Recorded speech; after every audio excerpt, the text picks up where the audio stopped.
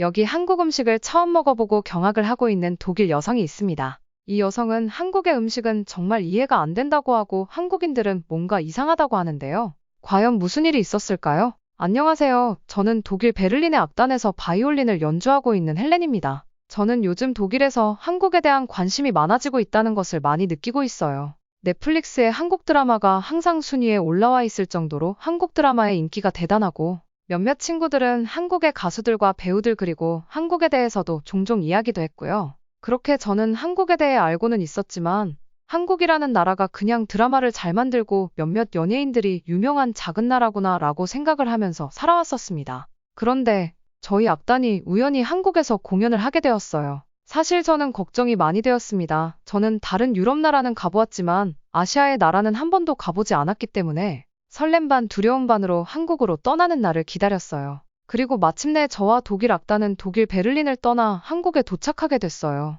그렇게 공항에 도착했는데 한국의 공항은 정말 화려했고 멋있었습니다. 저희 악단원들은 한국이 독일의 공항과 비교도 안 될 정도로 좋다고 웃으면서 이야기했습니다. 비행기에 탑승할 때부터 배가 많이 아팠어서 저는 서둘러서 공항의 화장실로 뛰어갔습니다. 그런데 한국 공항의 화장실은 마치 호텔에 있는 화장실처럼 고급스러웠어요. 모든 시설들이 깨끗했고 심지어 여분의 휴지들도 여러 개 있었어요. 제가 독일에 살면서 화장실에 여분의 휴지를 놔두는 건 본 적이 없었기 때문에 문화적으로 많이 충격적이었습니다. 왜냐하면 독일에서는 여분의 휴지를 놔둔다면 대부분의 사람들이 몰래 자기 가방에 챙겨갈 것이 분명했기 때문에 저렇게 여분의 휴지를 놔둔다는 게 정말 신기했습니다. 그렇게 화장실에서 볼일을 본 후 저희 악단은 긴 시간 비행에 많이 지쳐 있어서 잠시 에너지를 충전하자고 공항 안에 있는 카페에서 휴식을 취하고 있었는데 아니 테이블 위에 휴대폰을 올려놓고 자리를 비우는 사람이 몇 명이나 있는 거예요. 저는 그 장면을 보고 좀 이해가 안 됐습니다.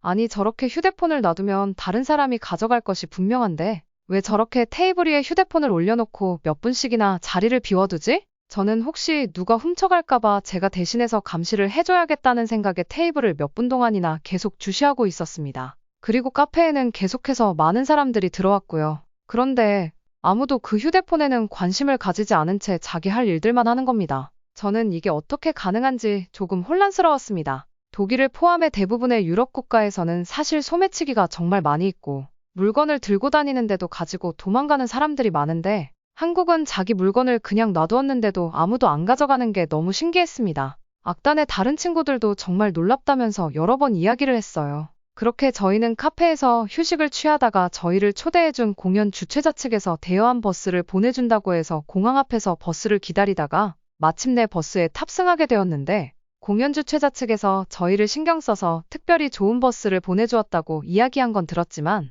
버스 안에 마치 침대 재질처럼 보이는 좌석들이 있는 거예요. 심지어 그 좌석들은 자기 편할 정도로 각도도 조절이 가능했어요. 저는 살면서 그런 좌석들은 처음 봤기 때문에 정말 놀랐어요. 아니, 한국이라는 나라에 이렇게 좋은 버스도 있다는 게 너무 놀랐습니다. 독일이 자동차로 유명한 건 많은 분들이 아실 테지만 한국도 전혀 뒤처지지 않는다고 느꼈어요. 저희 악단이 여러 유럽 국가에서 공연하면서 타본 모든 버스와 비교도 안 될 정도로 너무 고급스러웠고 좋았습니다. 물론 이런 버스가 독일에 있을 수도 있지만 저는 살면서 타본 적이 없었고 저희 악단에게 이런 고급 버스를 보내준 것은 한국의 공연 주최자 측이 처음이었기 때문에 저희는 너무 행복했습니다. 그렇게 저희들은 오랜 비행으로 몸이 많이 지쳐 있었는데 버스에서 완벽하게 휴식을 취하면서 서울에 도착했습니다. 일단 서울에 도착하고 많이 놀랐던 건 한국 사람들의 키가 굉장히 크다는 거였습니다. 베를린에 살면서 단체로 관광 온 중국인 관광객들과 간혹 몇몇의 아시아인을 보긴 했지만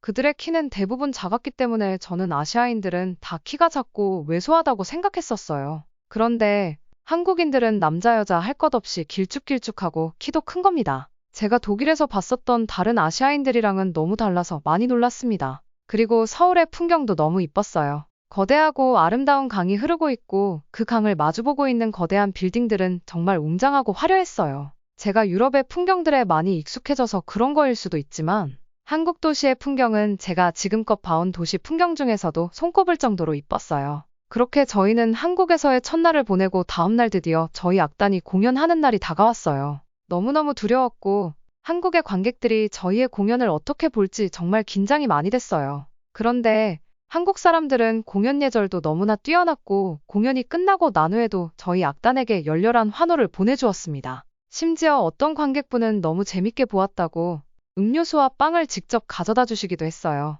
유럽의 다른 여러 국가들에서 공연을 해봤지만 이렇게 열렬하게 환호해주고 힘을 북돋아준 공연은 처음이었기에 저는 정말 감동받았고 음악이라는 게 나라와 인종을 초월해서 다른 사람한테 감동을 줄 수 있구나라고 다시 한번 깨달았습니다.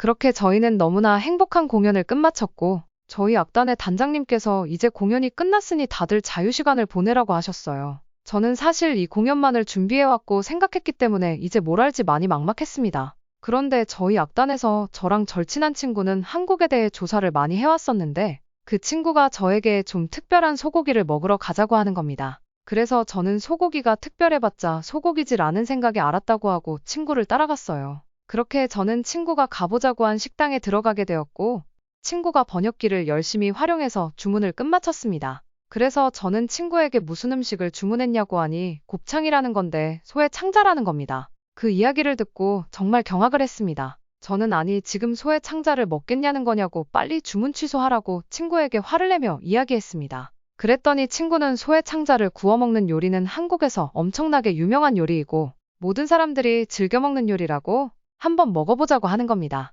그래서 저는 아니 무슨 한국 사람들은 소의 창자를 먹냐고 그리고 이거를 왜 먹냐고 제정신이냐고 친구를 나무랐습니다. 저는 정말 화가 많이 나서 당장 그 자리를 뛰쳐나가고 싶었지만 친구가 일단 앉아있어 보라고 계속해서 달래기에 화를 최대한 억누르면서 앉아있었습니다. 그렇게 식당에 점원이 와서 곱창을 구워주었고 이제 점원이 먹어도 된다고 먹어보라고 하는 겁니다. 그래서 저는 단호하게 먹지 않겠다고 이야기했고 제 친구는 알겠다고 이야기를 하더니 곱창을 먹는 겁니다. 그러더니 친구가 맛있다면서 저보고도 곱창을 한 번만이라도 먹어보라고 계속해서 저를 설득했어요.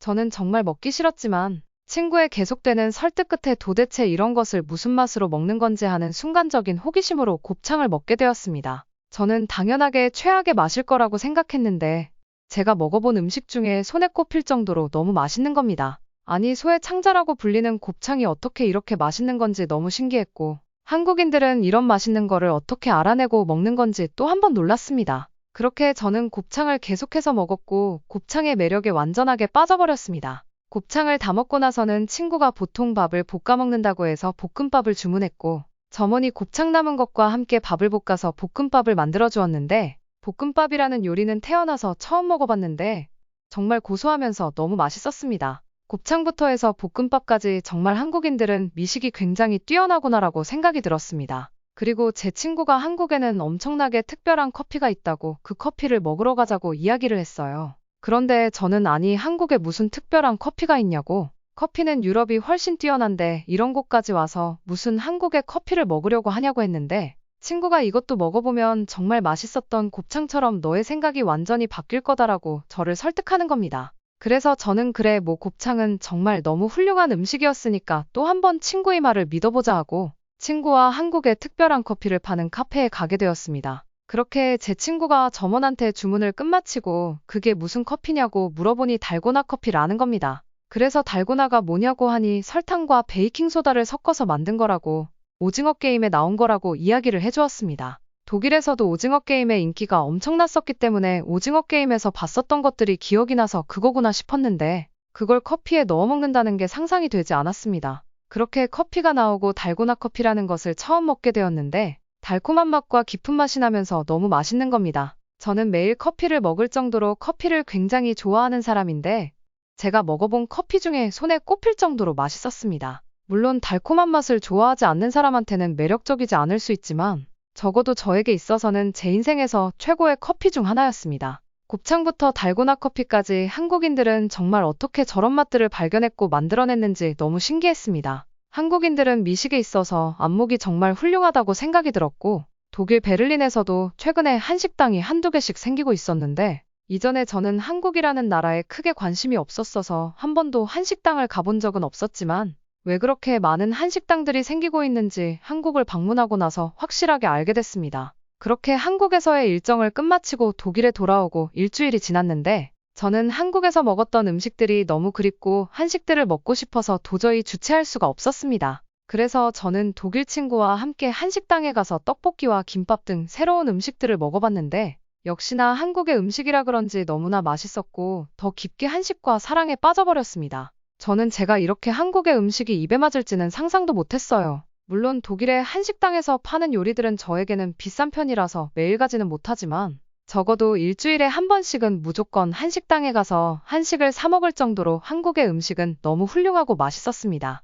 한식을 먹어본 제 친구들도 대부분 한식을 너무 마음에 들어하면서 이런 음식들을 알려줘서 고맙다고 이야기하기도 했어요. 그리고 한국의 문화들도 점점 좋아져서 한국에 대해 공부도 많이 하기 시작했어요. 우연하게 한국에 공연을 가게 되어서 제 인생은 많은 게 바뀌었네요. 한국을 잘 몰랐던 독일 여성이 한국을 우연하게 겪고 나서 한국이 너무 좋아졌다고 하는 재밌는 사연이었는데요. 한국의 음식은 세계적으로도 정말 훌륭한 음식인 것 같습니다. 평생 유럽 음식을 먹어온 유럽인조차 한식에 푹 빠져버렸으니까 말이죠. 이 사연을 듣고 한국 음식에 대한 자부심이 많이 생기는 것 같습니다. 시청해주셔서 감사합니다. 재밌게 보셨다면 구독 꼭 부탁드립니다.